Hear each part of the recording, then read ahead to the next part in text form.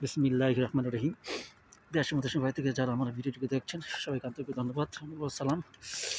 বিদেশে আসছি রে ভাই, এদেশে অনেক পরিমাণ তুষার পড়ে।